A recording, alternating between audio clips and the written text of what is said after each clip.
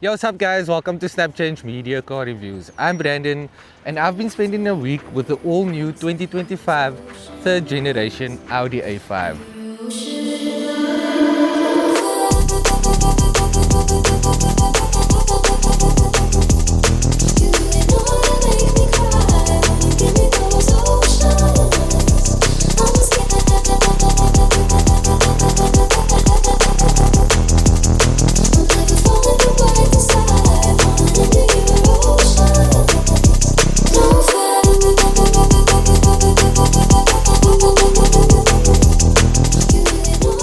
This is the all-new third generation Audi A5. It's the 2-liter turbocharged Quattro Black Edition and it will cost you just over 1.2 million rand. In this video I'll explain to you what I like about it and why you should get this model over the BMW 3 Series or the Mercedes C-Class. Up front you get in one of the best LED lighting systems in the game. It is LED Matrix Pro headlights from Audi, and they are customizable in the front as well as the rear. There are 8 different customizable modes you can set it up in, and they are all very cool. It's very bright and it's very intelligent as well. The new Audi A5 has a panoramic sunroof, but it's not like a traditional one, so it does not open. Instead, it has an electrochromatic panoramic glass, which can shift from clear to opaque at the touch of a button. It's quite smart technology, and it also has these zebra patterns that you can play with. So this is the black edition, so there will be a lot of blacked out bits in the front, like this high gloss blacked out bit around the functional air vents. Those are part of the black edition, as well as the Audi rings being blacked out.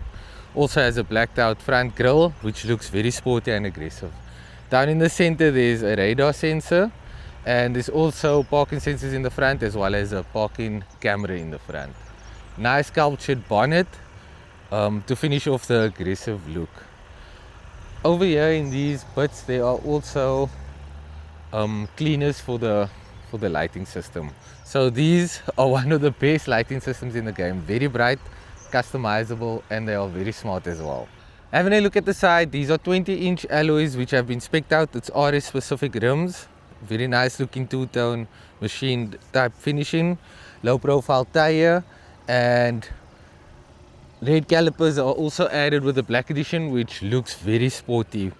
Black side skirting down below, S-line badging on the side. Also blacked out side mirrors with integrated indicators and a camera for the 360 view camera. Blacked out roof, blacked out B-pillars, and look how cool these handles look. These bits are also blacked out with the black edition. Very nice and sleek modern door handles. I like it. So you just click it like that and it pops out open. Nice and comfortable. Sportback sedan finishing at the rear, and I like how it looks. The rear also red brake calipers. And at the rear, my favorite part is this OLED light bar that spans all the way across and looks very attractive, very modern as well. These also are customizable with 8 modes like I mentioned, same as the front, and they also change like that. When I do step closer, it changes because it senses my proximity. Blacked out Audi ring badging because of the black edition. Also blacked out A5 name badging on that side, Quattro name badging on this side, parking sensors down below. There's a reverse view camera over here. It's a nice sporty lip on the boot lid, and then diffuser at the bottom with 2 exhaust exit pipes. It has electronically operated boot lid, and the way it opens like a coupe, it makes the boot space a bit more practical. Even though on the spec sheets you'll see that other models do have a bit more liters, but this more practical the way it opens the way it opens, but there's no spare tire in here, unfortunately. Okay, so I'm behind the wheel of the new Audi A5. 2-liter turbocharged petrol engine with 200 kilowatts and 400 newton meters of torque via a 7-speed dual clutch automatic gearbox.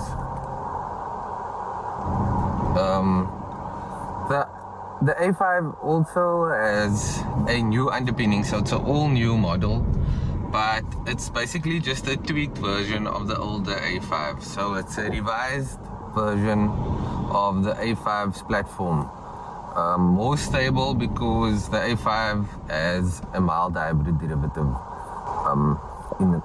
in its stable, but I don't think that will be coming to South Africa. But nevertheless, the RS will be coming to South Africa as well as the S5, but that will have V6 turbocharged petrol engines, way more powerful than this. But let's get back to this vehicle.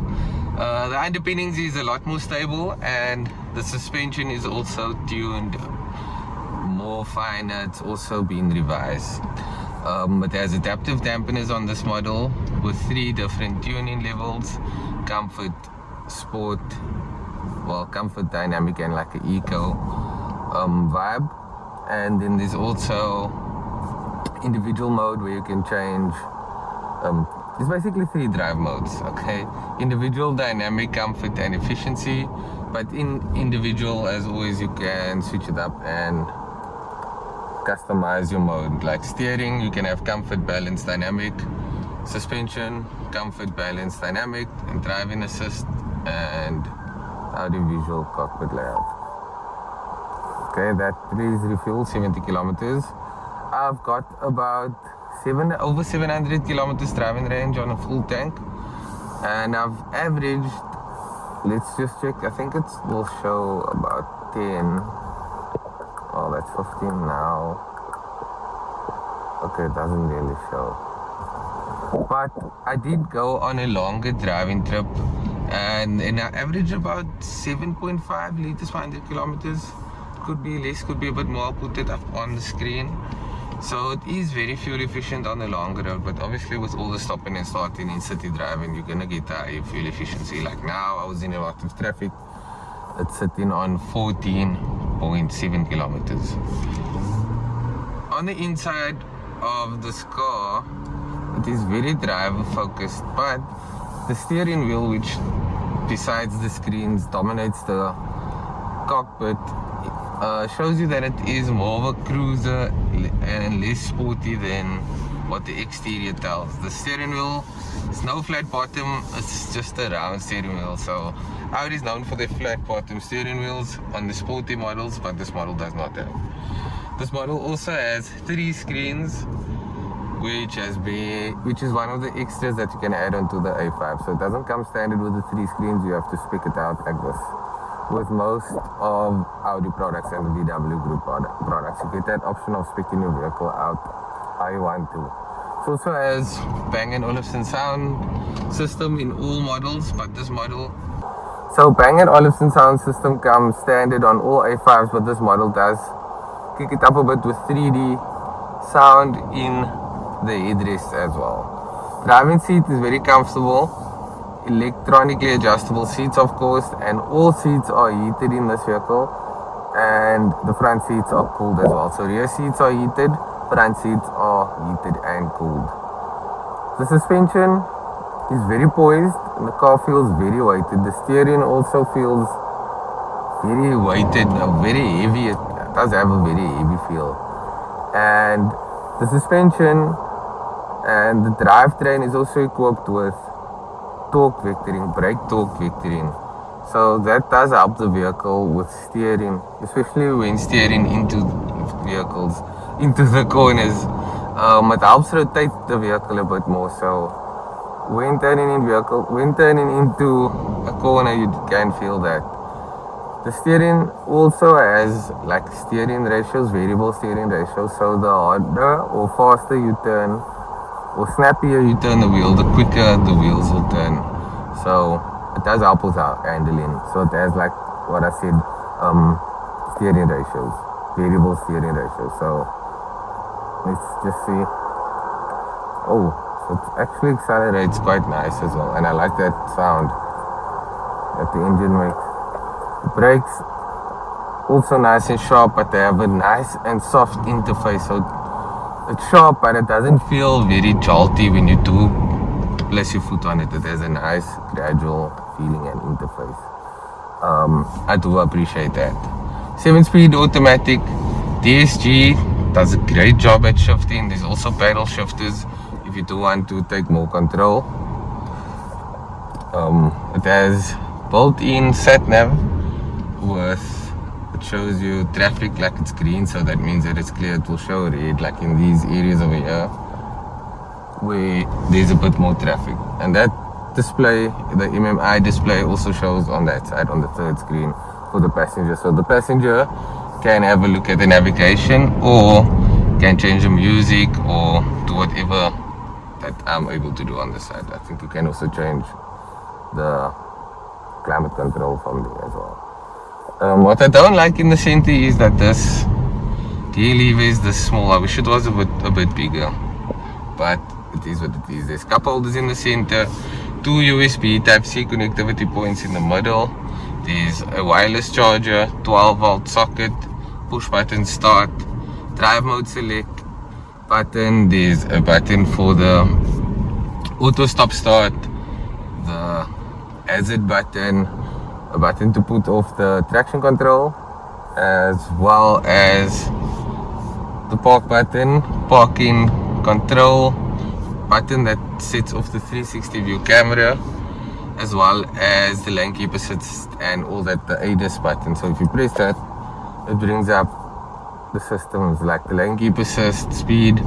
So it will, let's just press it again. If I press this, so if I press brake, it shows me active front assist, rear turn assist, rear cross traffic assist, efficiency assist. If I press lane keep assist, you can put the lane keep assist on or off. So the lane keep assist and adaptive cruise control also has this dedicated stalk at the back which controls that. Warnings, so it has side assist, exit warning, fatigue warning, distraction warning, distance warning, manual speed warning. So you can set the speed, I think it's set to 140. Efficiency, it helps you with tips for driving.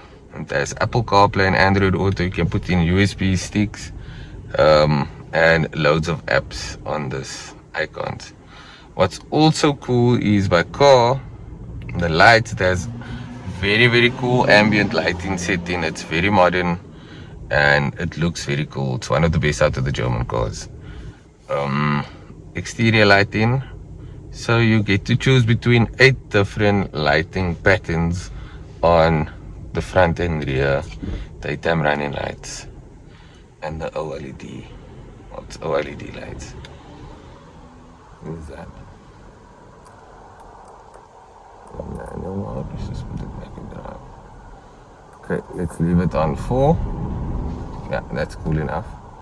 Yeah, so very customizable lights. These lights are also very bright and very cool. I like it. So with the seats, you are able to choose between real leather seats, which will cost you a bit more, and I think you should have a look at those. Those look nice. You are going to be spending a lot of time on the inside of the vehicle. This is the black edition, so yeah, you get the black butts, blacked out name badging, and the blacked out styling, which looks a lot more sporty than the average model. Also like the color that this vehicle has been spec'd out with. I think it's Arabic or Arabic grey. Yeah, this is the C-Class. So compared to the C-Class and BMW 3 Series, I do feel that this is the more premium feeling vehicle. It feels the most plush out of the three. It feels the most planted and most heavy. Yeah, it feels the most executive as well. Driving experience, that may differ. This does have a heavy feeling to it. Not necessarily the most sporty, but it does feel athletic. In terms of engine power, this engine is quite peppy. It has a lot of power. It feels very energetic, especially with the 7-speed dual clutch. Yeah, the BMW has a cheaper starting price, as well as the 3 Series, I think. Yes, the 3 Series is a lot cheaper, but it won't be spec'd out as much as this. This obviously is part of the whole VW group, so there's a slimmer spec. So you just get the S-Line or Black Edition 2-liter turbocharged, and then you get the option of the Quattro or front-wheel drive derivative. The front-wheel drive derivative is less powerful. I think it has like 320 Newton meters and 146 kilowatts. With this model, the Quattro model, has 200 kilowatts and 400 newton meters of torque. But thanks for tuning into the channel. I appreciate it, guys. I'll see you at the next one. Peace.